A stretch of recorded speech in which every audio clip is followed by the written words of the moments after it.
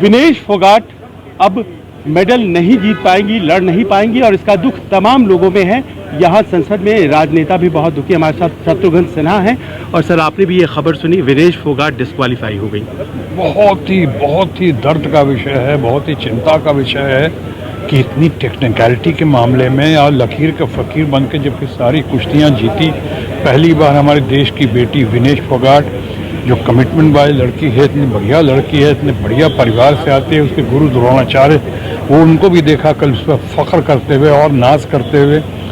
आज उसको टेक्निकलिटी के मामले में 100 ग्राम के आसपास की बात करते हुए उसको इससे बाहर कर देना, इस फाइट से या टूर्नामेंट से या ओलंपिक से, ये वाकई बहुत दर्द का विषय है।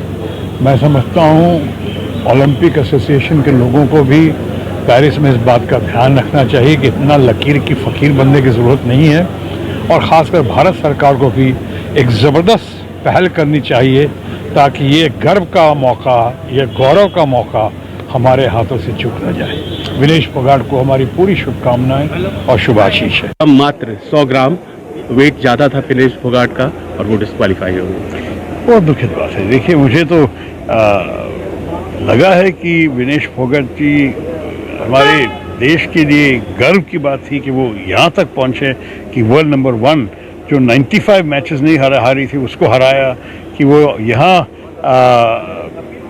मेडल जीतने की भी उम्मीद थी हमें आज सुबह। तो ये खबर मिलना हमें बहुत दुखद बात है क्योंकि हमें पता नहीं कि इतनी छोटी सी गलती कैसे कर सके, या कोचेस अपने काम ठीक तरह नहीं कर रहे थे, क्या हो गया। ये 100 ग्राम शायद वो मेडल का भी वजन होगा जो उनको मिलना चाहिए था। मुझे सिर्फ ये दुख है कि इतने श्रम करके, इतना प्रयास करके उनको ये परिणाम नहीं मिलने वाला है, इनको ये मेडल नहीं मिलने वाला है, लेकिन हमारे दिल तो वो जीत लिए।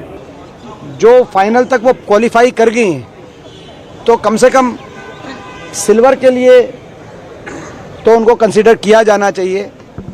जो हमारा ओलंपिक एसोसिएशन है वो जब बात रखे तो इस बात पे भी बात रखे इंटरनेशनल ओलंपिक एसोसिएशन के सामने कि जब 3 बाउट उन्होंने ठीक से ठीक वजन में और सही से जीत के वो फाइनल में पहुंची हैं तो कम से कम जो अपील की बात मैं सुन रहा हूँ, उस अपील के साथ साथ ये भी कहा जाए कि सिल्वर के लिए कम से कम उनको ज़रूर योग्य पाया जाए। बहुत दुख हुआ और कल उनको देखते हुए एक तरह से आंसू आ रहे थे क्योंकि उनका इतनी मेहनत और इतनी तपस्या उन्होंने की है यहाँ तक पहुँचने के लिए और उनके अंदर जज्बा है, हिम्मत वाली हैं, आसान काम नहीं है।